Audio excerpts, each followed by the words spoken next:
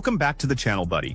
Find a seat and brace yourself, because today we are unpacking what could be one of the wildest, most poisonous, and most explosive coaching controversies the WNBA has ever witnessed. The Indiana Fever locker room has reportedly reached a place where repairing the damage may no longer be possible, and the turmoil involving once-in-a-generation superstar Caitlin Clark has allegedly triggered sweeping dismissals near the top of the franchise.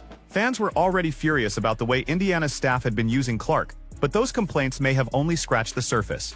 In this video, we are taking a close look at reports of a stunning player revolt in which veteran guard Sophie Cunningham supposedly confronted head coach Stephanie White and tore apart the direction of the team. The accusations include deliberately restricting Clark, preventing her from controlling the offense, and allowing White and assistant coach WNBA January to create an unbearable atmosphere behind closed doors.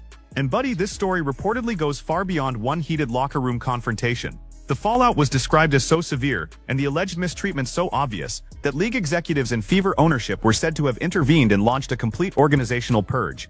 Head coach Stephanie White and general manager Amber Cox were reportedly removed from their positions. Stay with this video from beginning to end, because we are examining the alleged betrayal, the retaliation that followed, and the dramatic firing supporters believe may have protected Caitlin Clark's future. Hit the subscribe button, and let's jump straight into this chaos. We have to begin with the reported locker room uprising that supposedly caused the entire franchise structure to collapse, buddy. Pressure had been building inside the Indiana Fever organization throughout the season, and the situation was increasingly described as a bomb waiting to explode. Caitlin Clark continued producing elite offensive performances, including a remarkable 32-point outing against the Seattle Storm on July 29 and the fourth triple-double of her career against Portland on August 4th, when she finished with 26 points and 10 assists. Yet while Clark was delivering on the court, stories about a widening separation between the players and coaching staff began surfacing.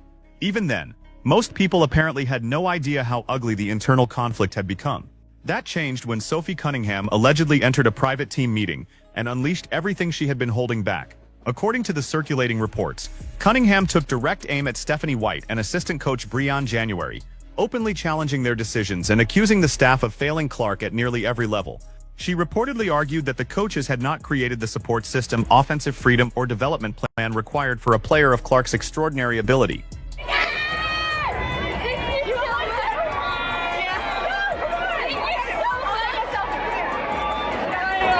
That confrontation reportedly changed the entire mood inside the room.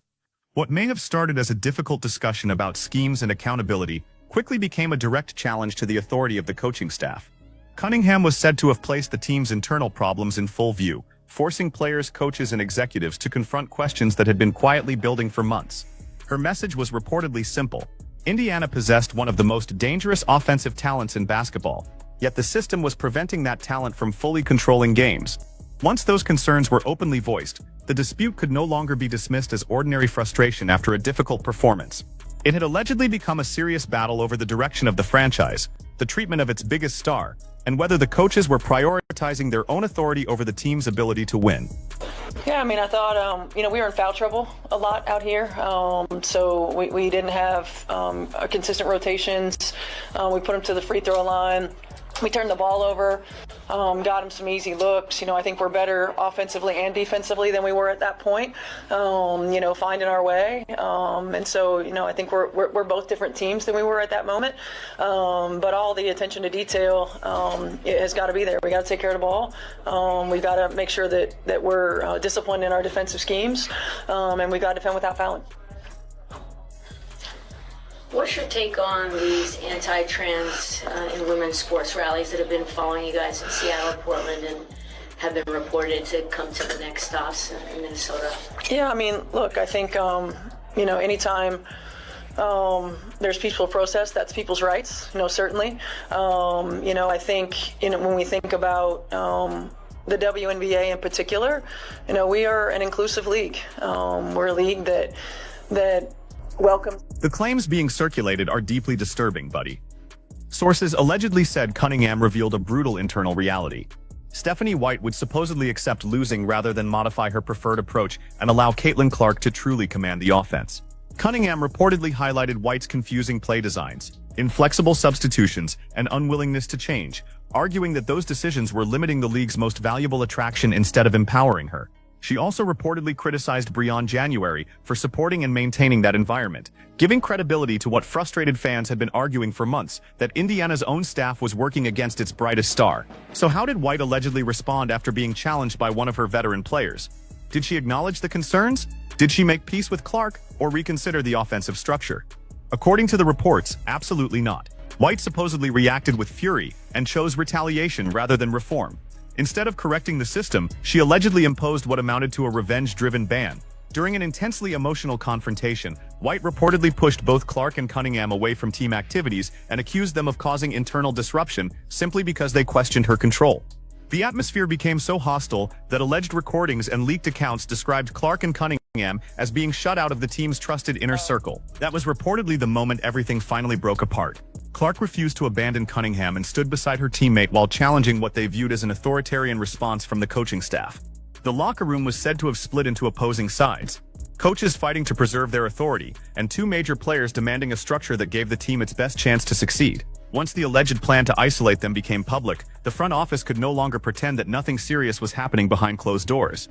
And buddy, a franchise cannot mishandle a transformative talent like Caitlin Clark forever without eventually paying a massive price.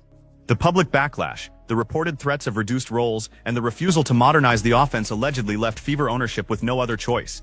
After witnessing enough dysfunction, organizational leaders were said to have taken immediate and dramatic action. Stephanie White, who previously guided Indiana to the 2015 WNBA Finals, was reportedly dismissed as head coach. The changes did not end there. Amber Cox, who had only arrived as general manager in October 2024, was also reportedly removed from her job as part of the sweeping response. Sometimes we agree to disagree.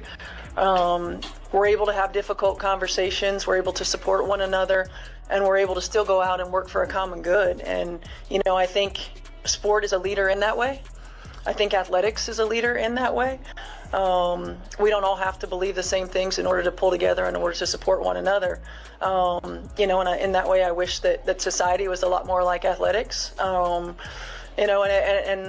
I think that again, it's the most important thing to me is that we take care of our locker room, and as a league and as a human, from a humanity standpoint, that we welcome everyone. What is it like, I guess, maybe you're aware, maybe you're not aware, just the Fever brand in general has been connected to things that are not necessarily commensurate with inclusivity. Like, how do you, as an out woman, sort of feel about that? Yeah, I think it's unfortunate. I think it's unfortunate because the brand is being used in a way that I don't think it's the people within the brand that are doing that as much.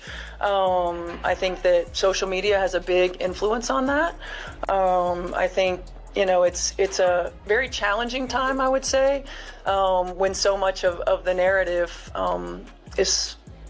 it gets taken away in an algorithm, so to speak.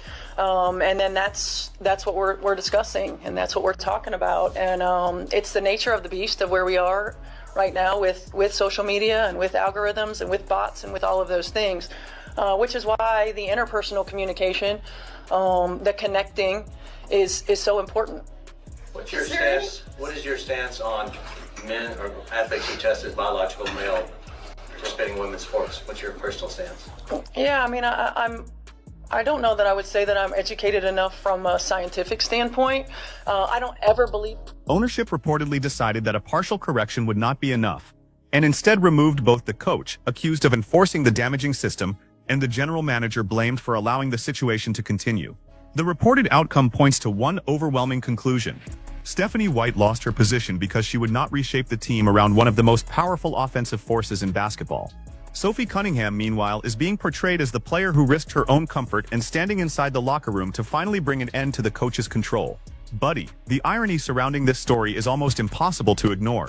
White and Cox allegedly attempted to freeze Caitlin Clark and Sophie Cunningham out of the organization's inner structure, but in the end, they were reportedly the ones who were removed completely. For Fever supporters, this represents an enormous victory and sends a warning throughout the WNBA. When a franchise is fortunate enough to possess a superstar capable of transforming the entire league, it cannot afford to restrict, undermine, or sabotage her. Now, I want to know exactly what you think, so head straight to the comments section. Are you celebrating the reported dismissals of Stephanie White and Amber Cox? Do you believe Sophie Cunningham deserves to be called a legend for confronting the staff and defending Caitlin Clark? Leave your strongest and most ruthless opinions below. And if you are looking for the boldest, most direct, and least filtered WNBA coverage anywhere online, hit the like button and subscribe to the channel right now. We are continuing to uncover every controversy, every confrontation, and every piece of drama, buddy. I'll see you in the next one.